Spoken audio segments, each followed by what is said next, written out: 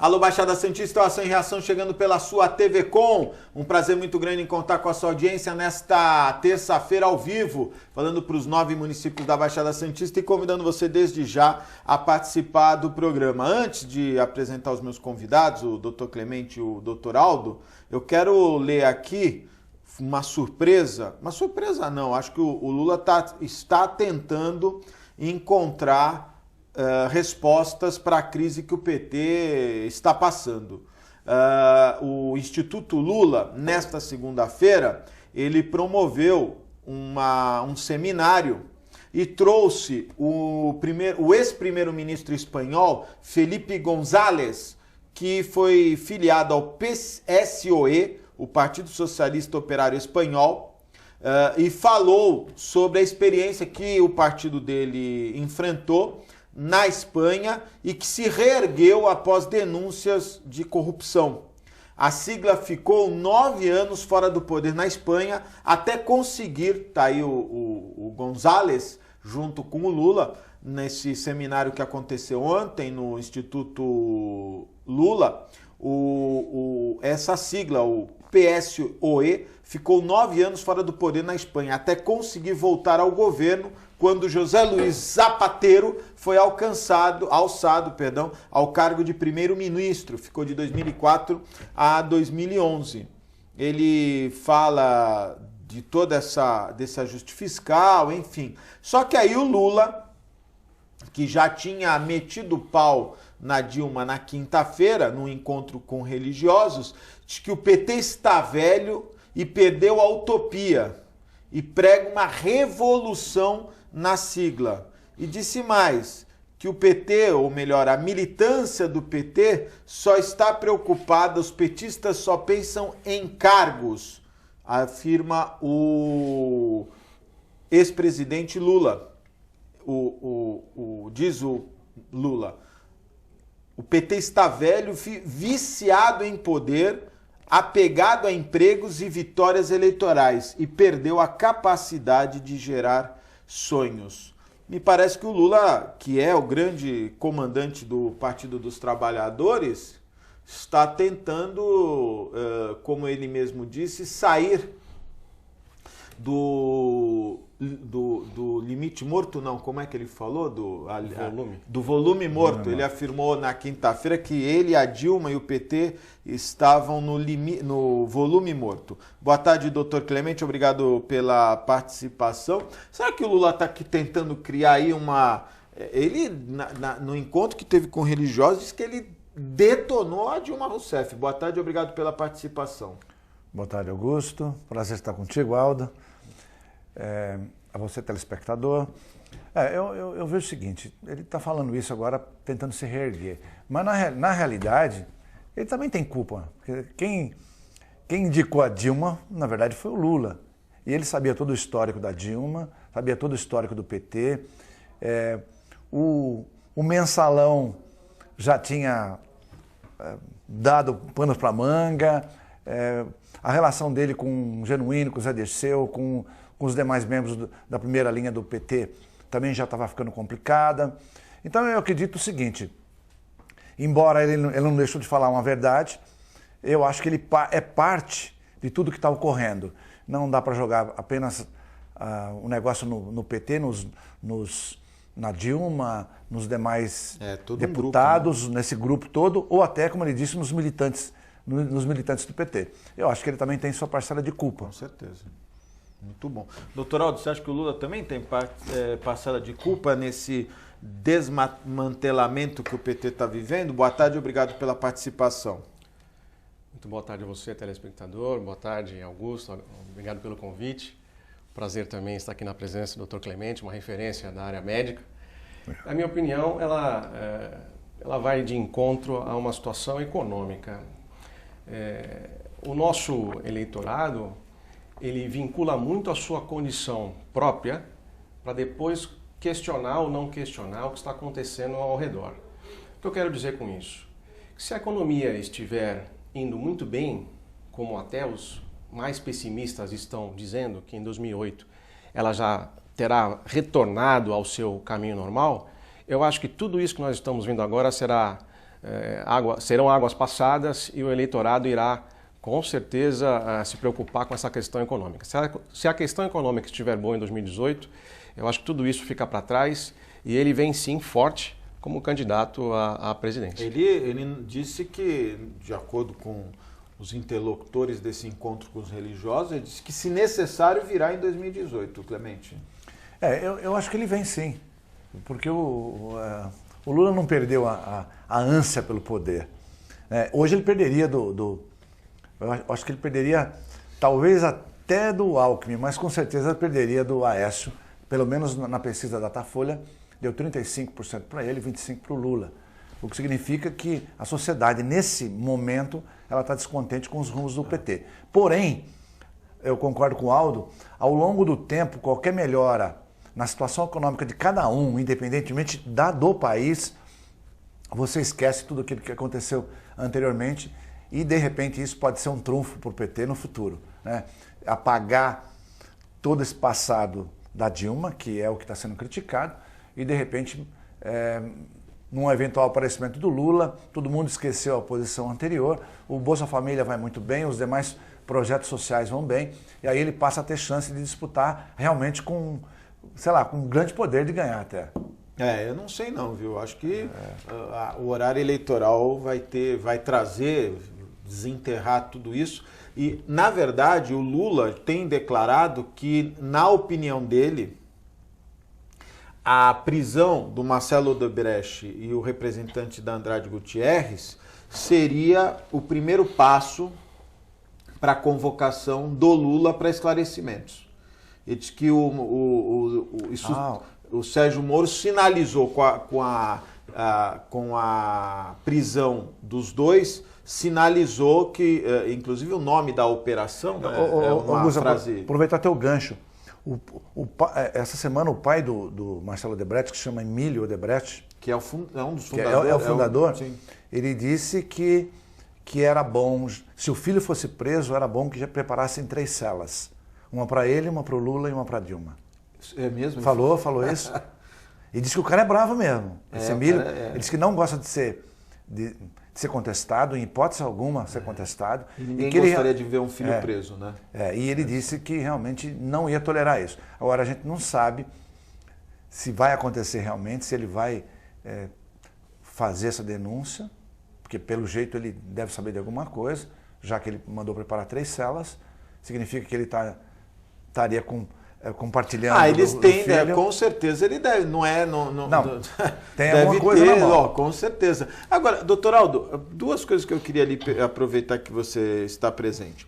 Uma, a Odebrecht tem soltado notas, e os advogados da Odebrecht, inclusive a Dora Cavalcante, que é uma das advogadas, tem repudiado veementemente a prisão dos 2 representantes principais destas grandes empresas, discordando totalmente da ação do Sérgio Moro.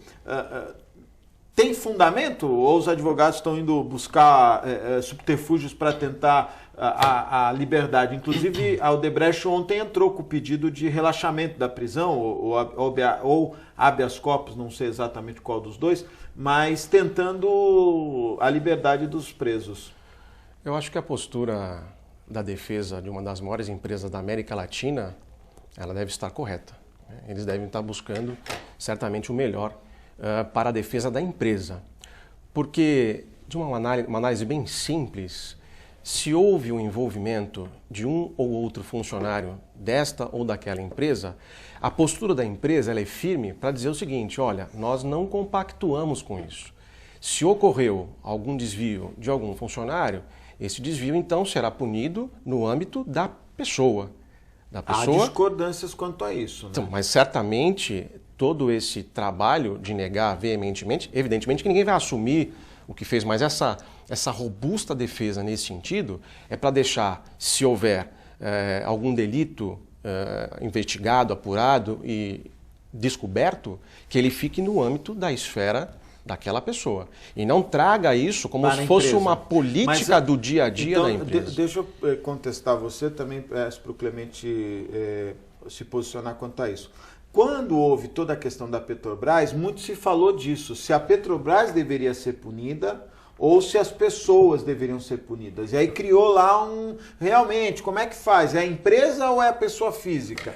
E na entrevista coletiva que a Polícia Federal deu na quinta-feira, no dia da prisão, foi na quinta-feira ou na sexta, não me lembro agora, eu tô ficando meio velho, às vezes eu... Mas enfim, na entrevista coletiva, logo após a prisão do Marcelo Odebrecht e do representante Andrade Gutierrez, foi perguntado exatamente isso ao delegado da Polícia Federal. E ele disse o nome da operação, que é para todos, não é? Erga Homens. Não há... Ele deixou bem claro, todos serão punidos, a empresa, os envolvidos, os partícipes, não haverá separação entre empresa e a pessoa física. Mas tem duas vertentes aí. Desculpa. O Boechat fez até uma... Eu não sei se chegou a ver esse pronunciamento, Ricardo Boechat lá da Band News, dizendo que... Desculpa, água, Clemente. Vou tomar uma aguinha aqui. Só para dar... Dizendo que é claro que as empresas estão envolvidas, porque, evidentemente, se o alto executivo foi, vamos dizer, massacrado, isso pelo próprio juiz ou pelos órgãos de imprensa e tal, evidentemente que a alta comissão de cada empresa, se não o maior acionista de cada empresa, sabia de todo o processo e, na verdade, permitia que isso acontecesse. Então, que não era novidade para ninguém e que, de certa forma, realmente todos seriam culpados, todos da empresa. Por outro lado, o ministro lá, o José Eduardo Cardoso, disse que não, que isso não pode acontecer, que tem que ser punido individualmente cada um, que a empresa tem que ser preservada porque ela é uma garantia de emprego para todo mundo. Então, você vê como as visões são diferentes. Inclusive agora que se houver retaliações às empresas, o programa de concessões anunciado pela Dilma vai por água abaixo. Não há empresas que possam assumir esses compromissos. Com aquele gabarito, né? Com aquele gabarito. Exatamente isso. O professor José Eduardo Cardoso, ministro da Justiça, foi meu professor na pós-graduação em Direito Constitucional. E em alguns pontos eu concordo com ele. Outros tenham as minhas divergências. Nesse ponto eu concordo. O Augusto disse que o delegado anunciou que iria haver punições. Punições, de fato, podem ocorrer. Não necessariamente as mesmas. Por isso que existe o trabalho policial, existe o promotor que irá fazer a denúncia, né? E existe um juiz que irá sentenciar, existe um tribunal que irá analisar a sentença, se ela foi coerente ou não, se ela foi justa ou não. Então não é porque um delegado já está dizendo, nesse caso, que todos serão punidos, que acabou, não precisa mais dar direito de defesa a quem quer que seja, não precisa se abrir o contraditório. O que eu estou dizendo aqui é que, evidentemente, que nós temos que separar algumas situações. O acionista que está lá nos Estados Unidos, ele não quer saber se a empresa vai ser condenada ou se foi culpa de algum dos seus dirigentes, enfim. O acionista comprou um papel da Petrobras confiando numa situação. Então, nesse âmbito civil, a indenização, a meu ver, ela vai ser clara, evidente, porque a empresa ela vai responder, seja por culpa invigilando ou por ter eleito ou escolhido o seu funcionário de maneira errada ou não ter fiscalizado o seu funcionário após a sua eleição, ela irá responder. O que nós devemos separar é a parte criminal. Evidentemente que uma empresa com essa envergadura, ela não se dispõe a fazer papéis criminais no seu dia a dia. Então esses excessos é que serão analisados e, se o caso, punidos. Eu particularmente acho que a empresa... Outro dia eu vi um post no Facebook interessante. Diz que uma das declarações do Lula, dizendo o seguinte, que a Dilma, ela é ávida leitora. Diz que ela é mesmo. Acho que ela lê de tudo, até bula de remédio. E aí o cara descreve assim, então, se ela é uma leitora assídua, podemos entender que houve má fé no contrato de Pasadena, porque ela não leu, ela disse que não leu e acreditou no que os conselheiros alertam. Eu acho que empresas grandes como a que nós estamos citando, Odebrecht, Andrade Gutierrez, UTC, que sucedeu a Constran, do Olacir de Moraes, que morreu, são empresas que não tem não é uma Marcelo Odebrecht que decide tudo, as coisas têm diretorias, supervisões, conselhos, superintendentes, conselho de administração. Eu acho que a empresa, ela tem os acionistas também. Tem os acionistas também. Todos são partícipes, talvez os acionistas nem tanto, mas todos são partícipes de decisões, de escolher o que é melhor para a empresa. Não é? Não no seu dia a dia, mas sim na questão operacional, não é?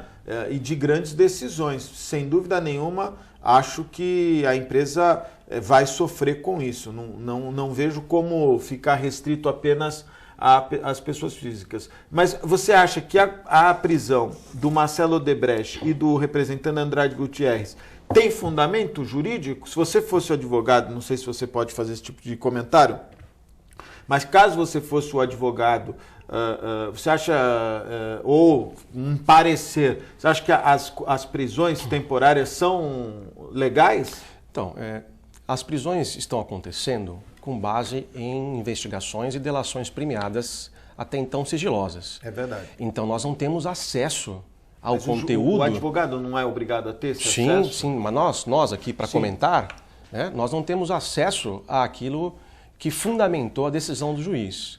Mas eu pergunto a você que está em casa nos assistindo, qual das prisões foi revogada? Ou seja, em que momento o juiz Moro não tinha razão até então? Qual delas foi revogada? Teve uma recentemente, por conta de um excesso de prisão, mas essas no começo, essas logo no início do acontecimento, ou essas agora mais recentes, durante o seu começo, elas encontram um fundamento forte que os advogados não estão conseguindo derrubar. Então, aparentemente, real, não é? Tem fundamento ao que tudo indica. Ao que tudo indica tem fundamento, né? Eu queria comentar aqui uma notícia que nós separamos e que acho que retrata, não é, esse momento que nós estamos vivendo com tanta desconfiança, não é, da população. Enfim, há uma... ontem eu até comentei aqui, e hoje acabou saindo uma nova notícia, quando o avião do Eduardo Campos caiu na Academia Mahatma, do querido Juarez, eu disse aqui no programa no dia, falei, olha, é bom o Juarez correr, porque isso aí vai acabar não dando em nada. Fiz um programa com o Juarez aqui, acho que foi um dos poucos programas que abriu espaço para ele. Eu me lembro porque eu fiz logo em seguida. Você fez logo? Logo em seguida. E falei para o Juarez aqui, falei, Juarez, vai para cima politicamente, administrativamente, na esfera judicial, só que na esfera judicial você vai demorar muito tempo e as contas estão chegando. E ele me disse aqui numa das ocasiões, ele falou, olha, é verdade, eu tenho 20 funcionários, não sei nem como fazer para mandá-los embora, porque eu não tenho dinheiro. Conta de água, luz, isso aí os caras não querem esperar. A prefeitura deu uma maciada no IPTU, mas é simbólico, né? Os valores maiores são aí as imagens da academia destruída. E ele avaliou em aproximadamente R$1,5 milhão o prejuízo dele. Um cara de 70 anos, né, que tinha uma vida estável e tem que começar do zero, não é fácil, não. Bem, primeiro ele foi procurado com propostas totalmente fora de cogitação, e aí depois o João Lira vem a público, ou através dos seus advogados, dizer que não tem nada a ver com isso, que o avião não era dele, já tem uma confusão de quem era o avião. E agora, eu falei ontem, olha, Juarez, procura lá o Márcio França, vice-governador, tenta ver pelo lado político, porque é até um próprio desgaste para o PSB, que é um partido que o cara estava dentro do avião, era o avião que ele usava para ir para cá e para lá, não é verdade? Agora, em nota, o Partido Socialista Brasileiro mudou sua estratégia de defesa em relação às ações que pedem indenização pelos danos causados no acidente aéreo que matou o candidato à presidência Eduardo Campos. Assim como o empresário João Carlos Lira Pessoa de Melo Filho, que disse à Justiça que não pode ser responsabilizado pelo acidente, porque não era dono do avião, o partido caminha na mesma direção. A defesa alega que o PSB não era proprietário da aeronave e que os pilotos e os auxiliares de bordo não eram seus funcionários. Quem é o dono do avião que caiu na Academia Mahatma? Ninguém sabe. E como disse o Márcio França, não dá para saber porque documento de avião é que nem de carro, você leva ele dentro do avião, então não tem os documentos que comprovam de quem é a propriedade do avião. Não, na verdade daria para saber, né, Augusto? Porque a ANAC tem essa informação, né, pô? Me espanta para ver. Até mandar um feliz aniversário para o Márcio França, que faz aniversário hoje. Mas isso aqui, olha, vice-governador de São Paulo, Márcio França, na época, tesoureiro de campanha da candidata Marina Silva, substituta de Campos, admitiu que, no limite, o PSB poderia arcar com as despesas do acidente. Agora, a situação é grave, chegou no limite. Acho que o PSB tinha que... E pior que está em todos os jornais hoje, né? Tem todos os jornais. E realmente, mas eu acho que eles ficaram comprometidos também com esse tipo de defesa. O Aldo pode falar melhor que eu, mas você começa uma linha de defesa e de repente quando você está vendo que a coisa está escapando, você muda a sua linha de defesa, não estou dizendo que não é válido, mas fica mais complexo para você defender aquela ideia. As declarações que foram dadas logo no calor dos acontecimentos davam conta de que o PSDB tinha lá sua parcela... PSB, né? PSB, desculpa, tinha lá sua parcela de ou solidariedade ou subsidiariedade, ou seja, ser responsável se o proprietário não conseguir honrar com todas as indenizações. O Dr. Clemente disse bem, existe um, aspas, Detran do avião, que é a ANAC, lá tem o nome em qual está registrado a propriedade do avião. Mas eu fico imaginando aqui aquelas pessoas que foram prejudicadas, né? E a lei teria... colocaria para elas o ônus de provar a propriedade de quem ela está pedindo a indenização. Em alguns pontos, a lei considera que algumas provas são chamadas provas diabólicas, ou seja, como é que diabólicas, porque elas não vão conseguir ser provadas. Como é que uma dona de casa que teve o seu prejuízo, um aposentado, vai conseguir ter um alcance na ANAC, um alcance dentro dos cofres do partido político, buscar contratos particulares feitos, né, evidentemente, entre as partes? Então, eu acho que as ações que estão em andamento certamente irão observar, como eu disse no começo aqui dessa exposição, as declarações que foram ofertadas logo na sequência, quem diz que iria arcar com parte ou não das indenizações, ou seja, assumindo, de certa forma, responsabilidade sobre o evento, porque se essas pessoas que foram prejudicadas ficarem aguardando um documento que comprove efetivamente quais eram os proprietários ou de que modo que aquela aeronave estava sendo utilizada pelo aquele candidato à presidência, essas pessoas estarão diante de uma prova diabólica e não vão conseguir provar a propriedade desse avião. Esse que é o grande problema que eu levantei aqui na época, né? E eu tenho brincado aqui, eu vou montar uma barraquinha na Praça Mauá, e como diria aqui o meu... Quem é que deu a ideia de eu fazer que nem o Astro, hein? Você lembra, Dani? Quem que falou? O Guto Brito falou para o seu... Como era o nome lá? O Quintanilha. Mas eu estou pensando, ficar lá na Praça Mauá. Porque no dia do avião e no dia seguinte, eu disse aqui, olha, pessoal, corram atrás, e não só da justiça não, do aspecto institucional, porque vocês não vão receber as indenizações. Tá? E está caminhando para isso.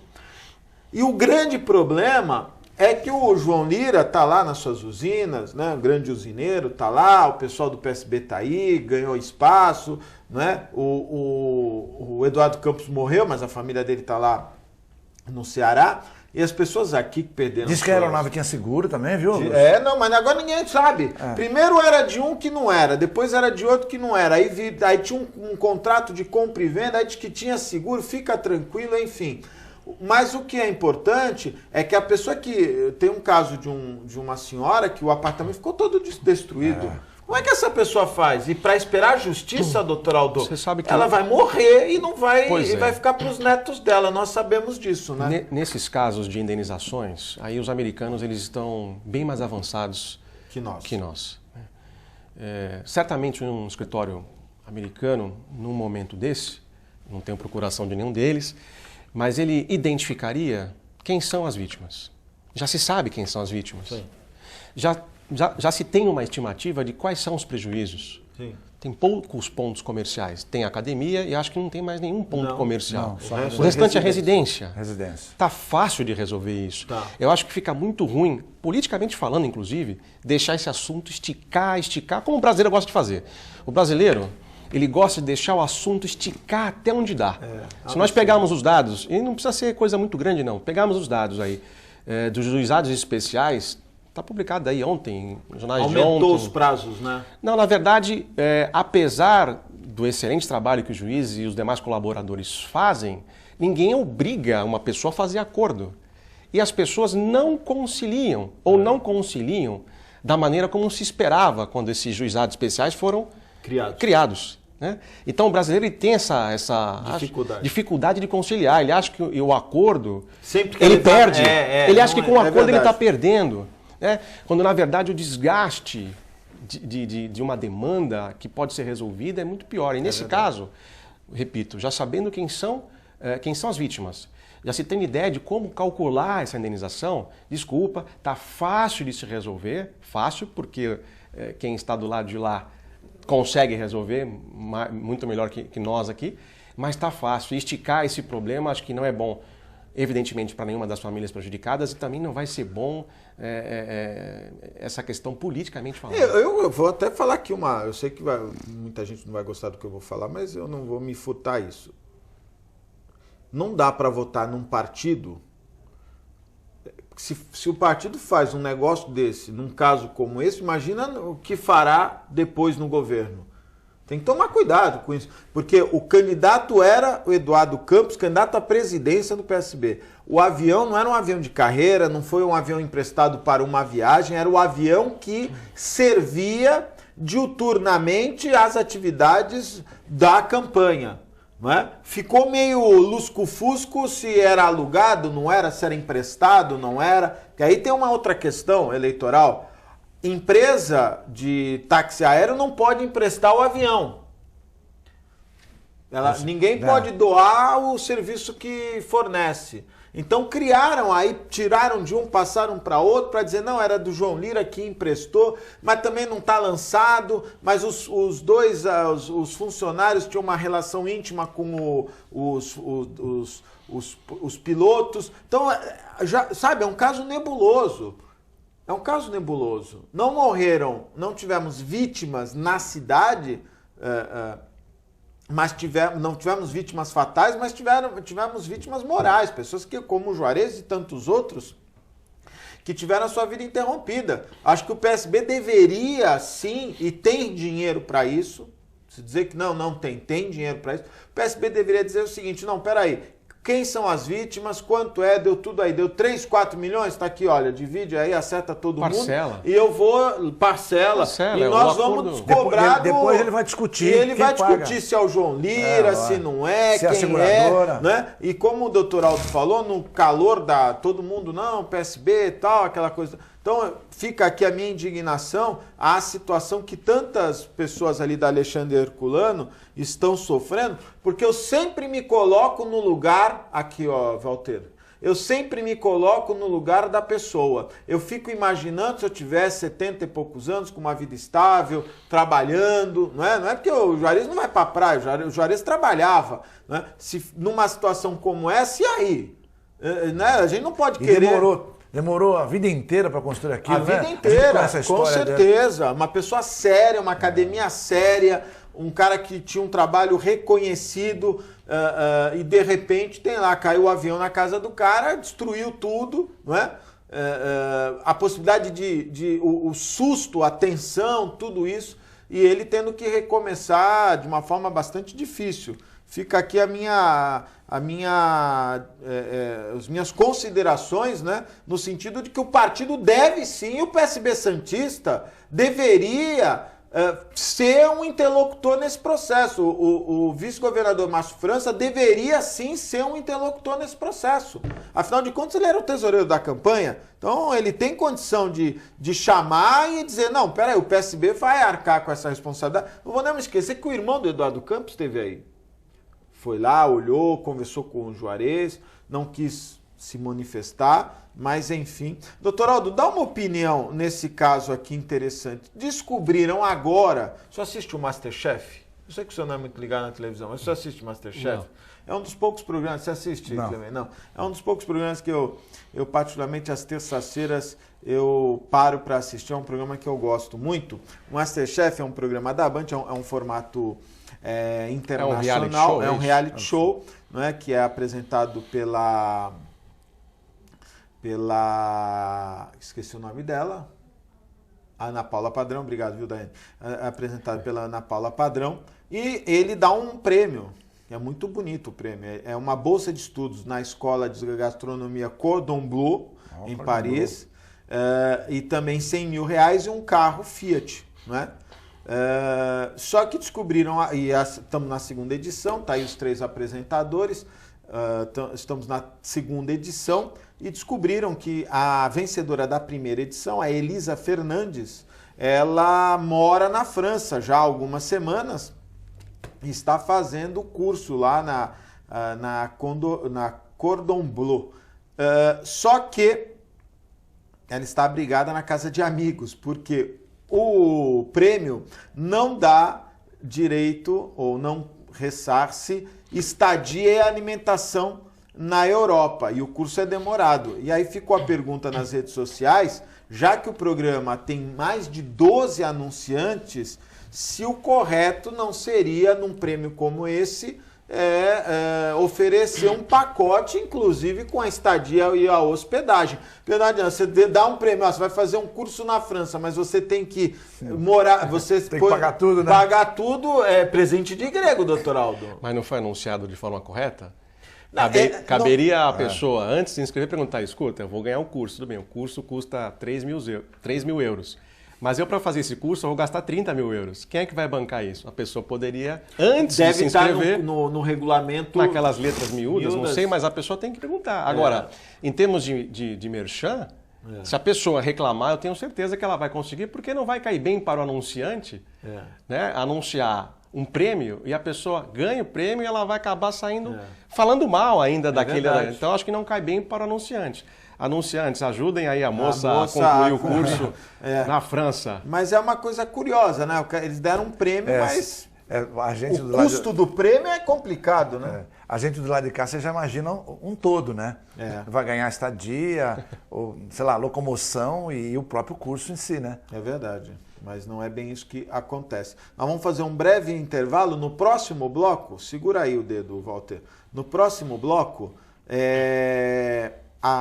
o Datafolha divulgou ontem uma pesquisa, 87% da população brasileira votaria a favor da redução da maioridade penal, que passaria de 18 para 16 anos, caso houvesse uma consulta à população. 87% da população brasileira. No próximo bloco, o doutor Aldo vai descrever aqui o que nós já falamos em outras oportunidades, o porquê do sim ou não da diminuição da maioridade penal. Nós vamos para o intervalo, é muito rápido, fique aí, eu volto já.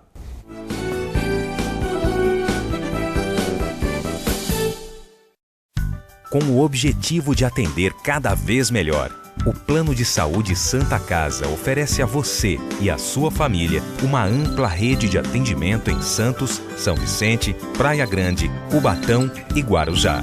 Além de contar com a melhor equipe médica e multiprofissional do litoral paulista. Plano de Saúde Santa Casa de Santos. O melhor atendimento em plano de saúde. 3226-6200. A Clínica Multiimagem é especializada em exames de radiologia e diagnóstico por imagem, investindo continuamente em tecnologia e trazendo constantes inovações para proporcionar à comunidade médica e seus pacientes diagnósticos ainda mais precisos. Sua nova e moderna estrutura, aliada à tecnologia de ponta, juntamente com o corpo clínico especializado, tornam a Clínica Multiimagem um dos centros de diagnósticos por imagem mais avançado do estado de São Paulo. Entre em contato pelo telefone 3202-1250. Existe um lugar em Santos onde você encontra os empreendimentos mais fascinantes da região. Um lugar amplo, aconchegante, feito para oferecer o melhor atendimento para você. Um lugar que reúne as melhores opções residenciais e comerciais nos bairros mais nobres de Santos. Um lugar que a gente nem precisava dizer, porque você já sabe. Central de Vendas Grupo Mendes, Rua Guaiaó 55, Aparecida. Venha fechar um bom negócio para abrir as portas do seu novo lugar.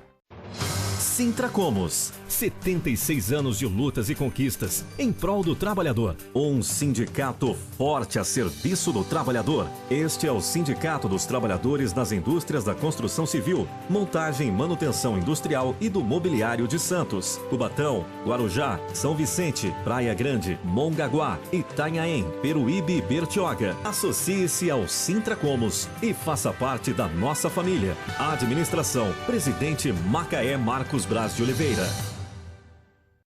Buffet Maison Vanut, um novo conceito em festa. Requinte e sofisticação no mesmo espaço. Atendemos todos os tipos de eventos, aniversários, casamentos, festas infantis e confraternizações. Venha conhecer nossos ambientes e faça o seu orçamento. Buffet Maison Vanut, Avenida dos Bancários, 42.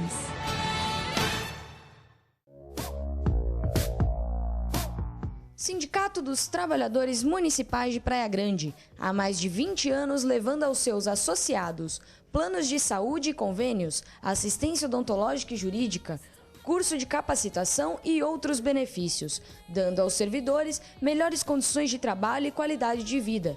Para mais informações, acesse o site www.sindicatopraiagrande.org.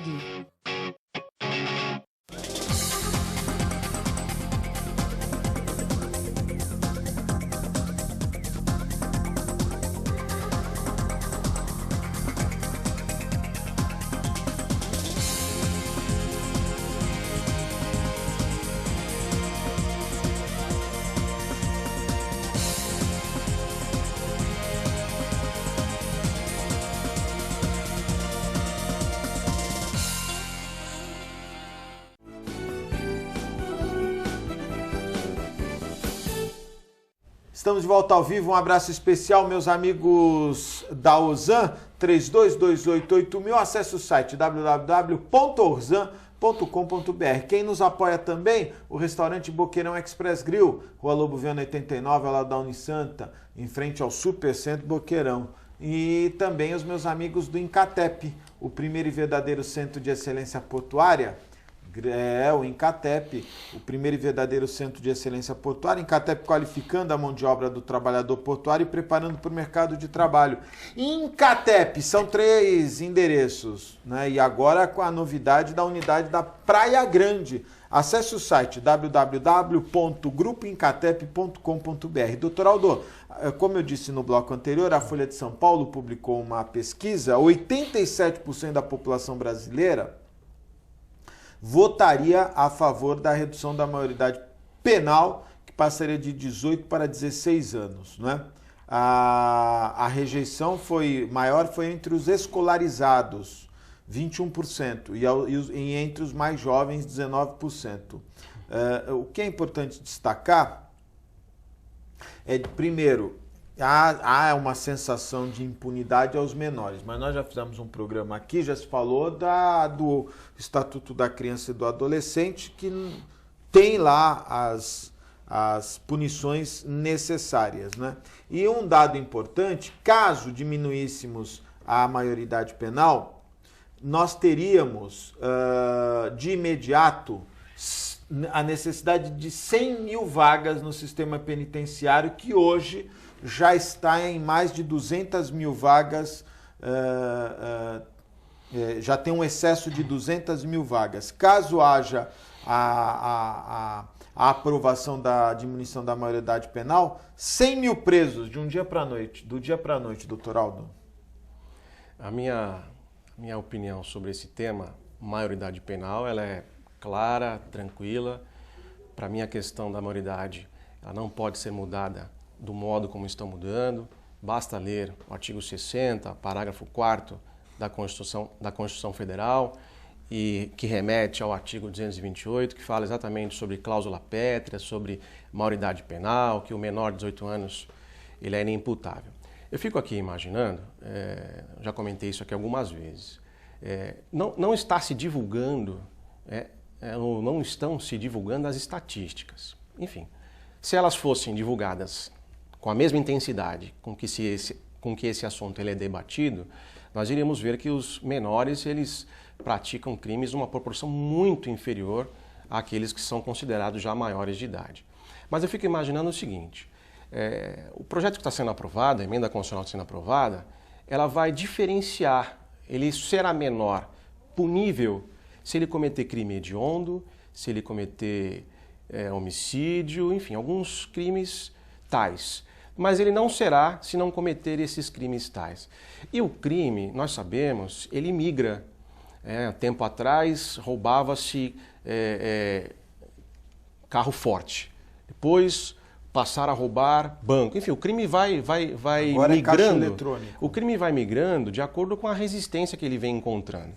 Eu fico imaginando então que daqui a pouco nós vamos ter que passar a mão na cabeça desse jovem menor de 18 anos que estará aí cometendo atos infracionais, acessando computadores de bancos, roubando aí milhares de reais, e isso não terá a mesma punição que esses outros, nessa divisão, terão. Eu não imagino uma situação de coexistência dessas duas situações, ou seja, o menor de 16 anos vai ser punido para um crime e não vai ser punido para outro crime. E punido é o termo que está sendo divulgado, porque ele é punido pelo ECA, ele tem a punição do ECA. O que nós não conseguimos hoje é reeducar esse jovem.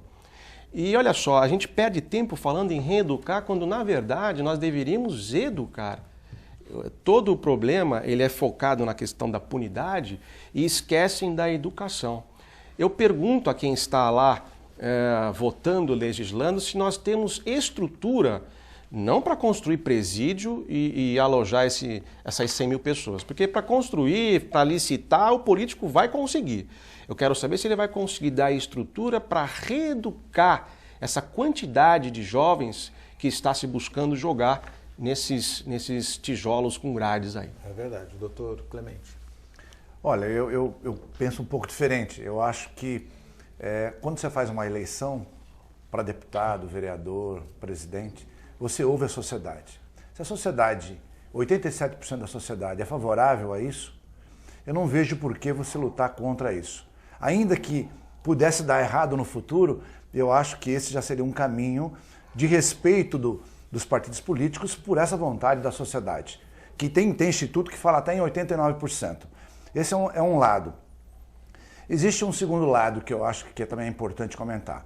Os países desenvolvidos do mundo todo já fizeram experiência nos dois sentidos e acabaram chegando à conclusão que realmente funciona abaixar a maioridade penal. Tanto é que tem países que nem tem. O caso dos Estados Unidos ou da Alemanha, que é coisa muito 10, 12 anos você responde de acordo com o crime que você cometeu. Então realmente eu acho que nós temos experiência fora que resultou positivo. Esse negócio de esperar uma oportunidade para educar, para depois ver o que dá, aqui no Brasil eu acho que a educação está num nível tão baixo que vai demorar décadas e décadas para que você consiga educá-los a ponto de aí sim, agora não precisa mais de maioridade penal. Então, realmente eu acho que tem que reduzir sim essa maioridade penal, porque essa experiência do mundo todo desenvolvido, e ela deu certo e eu acho que vai dar certo aqui também. Eu tenho direito a tréplica. A tréplica, se me permite, em nenhum momento, quem quiser acompanhar um pouco mais, vou fazer até uma propaganda aqui do programa, no YouTube tem lá alguns programas em que eu falo o que eu acho, até de maneira mais técnica, sobre o assunto da maioridade. Eu não falo aqui que deve se passar a mão na cabeça. A punição ela já existe. Se o ECA fosse cumprido em todos os seus itens, nós já teríamos uma legislação punitiva muito boa, muito eficiente. Ela é exemplo, inclusive, para outros países. O que nós não podemos, doutor Clemente, é simplesmente falar, minha opinião, em punição, punição, punição, se nós não estivermos educando, porque nós estamos punindo o jovem de 16, 17 anos, E muitas vezes esse jovem de 16, 17 anos já tem 2 filhos, já tem um filho. Então nós estamos punindo esse jovem de 16, 17 anos e não estamos cuidando da outra geração que vai seguir eventualmente o mesmo caminho. Mas desculpa, então, eu acho que são você pode fazer as duas coisas simultâneas. Mas é exatamente. Agora eu pergunto, a nossa Constituição que proíbe, que veda essa punição quanto ao menor de 18 anos, ela é de 1988. Pergunto ao doutor, de lá para cá, o que foi feito, qual foi o projeto sério de educação a nível nacional que foi iniciado, que está em andamento e que não vai acabar? Qual foi o projeto? Não temos. Então, é evidente que nós temos que cuidar da punição, é o tema pontual hoje, mas essa punição ela vai estar aqui sempre vindo à tona se nós não tivermos um plano nacional de educação. Olha, eu conversei com uma professora essa semana, Augusto, semana passada, e ela estava reclamando exatamente do nível educacional. E por que você não reprova aluno, caramba? Não pode. A pessoa trabalha em Suzano. Sim. Ela falou, porque não pode. Eu falei, mas como não pode? Não pode. Por quê? Porque a diretora, ela ganha um prêmio. Ela ganha um prêmio lá por aprovação de aluno, por como é que está, se está tudo bem, se não está tudo bem e tal. Então ela fala assim, ó, escuta, você pode reprovar no máximo 2 por classe. Ou seja, só que você tem 20 que não está seguindo, só pode reprovar 2. Ou seja, você está mandando esse cara, nós não vamos melhorar essa educação se continuarmos dessa forma. Eu acho que tem que vir alguma coisa de cima para baixo, muito forte, mas hoje é isso que acontece, quer dizer, aprova todo mundo e você não consegue mudar a realidade. É dizer que só podia reprovar 2 na classe? Só 2 por classe. Só 2 por classe. É assim. É complicado, né? O que eu já ouvi também é que se os professores, né? Que também o nível dos professores está muito ruim. Pô. Infelizmente o professor não consegue se qualificar. Os bons não vão para as redes, nem para a rede pública, nem para a rede, nem para o estado, nem para o município. Há uma dificuldade muito grande nessa mão de obra com qualidade. Mas eu também já ouvi o seguinte, o Estado, tem um nome essa continuada, né? Aprovação continuada. Progressão continuada. Progressão continuada. E progressão avaliada. A progressão continuada, que é não repetir, porque se começar a repetir, não tem lugar na sala, porque as salas já tem muita gente, e aí tem que abrir mais salas, e aí vira porque os alunos estão passando sem ter conhecimento. Então, se pegar a época do Dr. Aldo, pegar a minha época, pegar a época do Clemente, sem dúvida nenhuma, essa meninada dos dias de hoje, esses pré-adolescentes dos dias de hoje, iam tomar pau diariamente, porque o seu nível deve ter sido um nível bom, o meu deve ter sido um pouco menor que o seu, e o do Aldo um pouco menor do que o meu. E cada vez vai diminuindo mais esses níveis O Aldo tá pensando, tá lembrando. A gente vem sobrevivendo da seleção natural, né? A gente vem se esforçando, vem aprendendo. Eu tive excelentes professores, eu não posso reclamar. Mas eu não sei como está hoje, não. Eu sei que a molecada está terrível hoje. Augusto, eu peguei a faculdade aqui desde 1979, quando eu vim para cá. E eu peguei a Uniluz, o Nimes... Dando aula. Para medicina. É assim, está embicando mesmo. Você pega um nível, ano a ano você vê que está decrescendo, quer dizer... Está ficando difícil dar aula. Tá, o cara sai sem a menor condição. É verdade. Tanto é que eu sou favorável, assim nos moldes da OAB, fazer a mesma coisa na medicina. Eu acho que por que não na medicina? Tem que ter. Sem dúvida. Mas se tiver, nós vamos ter um problema, porque no ano passado teve, e apesar de não valer, não é? Mas a reprovação foi mais de 60%. Tem mantido aí por volta de 50% a 60% essa faixa de reprovação. Eu acho uma coisa absurda. Você não pode colocar esse médico para trabalhar no dia a dia, porque ele vai fazer bobagem. Quanto que é a reprovação da OAB hoje? Eu não tenho esse dado aqui em mãos, mas eu estava pensando... Mais de 60%. Eu não tenho, mas eu estava pensando aqui... É mais de 80%. Da OAB, né? Passa 17%, 19% e tal. E eu acho que está corretíssimo isso, na minha visão. Você melhora o nível do advogado. O cara vai trabalhar, ele tem que ter um nível realmente bom. Com certeza. É claro, Aldo, que a gente aprende ao longo do tempo, né? Você é uma pessoa bem-sucedida, tem um nome importante, tudo. Mas eu falo assim, nós estamos falando na média das pessoas, é assim que funciona. Mas se você não selecionar, você imagina o nível que está as universidades hoje soltando as pessoas, vai concorrer, nossa, vai ser uma catástrofe. É um caos. Se me permite, todos nós lembramos, recentemente teve aquele movimento Ocupe Wall Street. Sim. E um dos líderes se chama Mika White. Ele esteve recentemente no Brasil, deu uma entrevista e falou o seguinte, olha, o nosso movimento, ele tinha uma das bandeiras, tornar ilícita a prática de empresas doarem grandes quantias ilimitadas de dinheiro para campanhas políticas. E foi a mídia mundial olhou para esse movimento. E aí ele é tido como um superstar desses movimentos. Ele falou, não sou nada disso. E aliás, eu acho que o movimento foi um fracasso, ele falou. Aí perguntaram por quê? Porque ele falou que eles não conseguiram concretamente objetivo algum.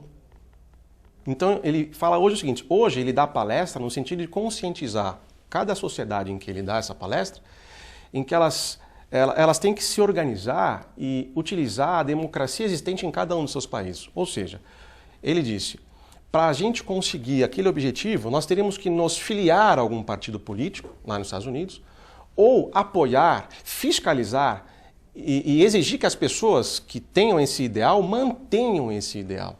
Então nós aqui, eu digo nossa sociedade, nós teríamos que selecionar quais são os nossos ideais. Educação, saúde, enfim. E ou montar um partido, ou se filiar a partidos que realmente vão manter esse ideal.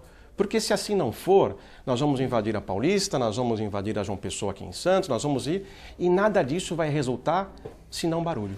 Você sabe que houve uma crítica muito grande naquele movimento Vamos para a Rua? Vamos para a Rua? Que não permitiu a participação de políticos, né? Foi. Inclusive... Os manifestantes até repeliram também, né? Houve uma certa...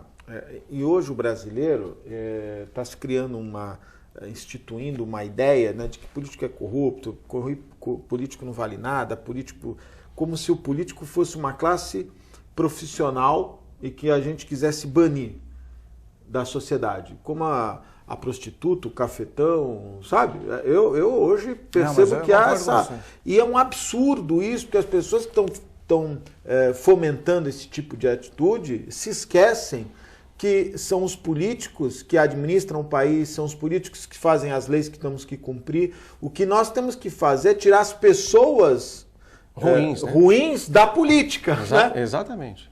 Eu acho que o que esse Mika White, esse personagem que você citou colocou é isso. Ou a gente definitivamente expurga da sociedade com prisão.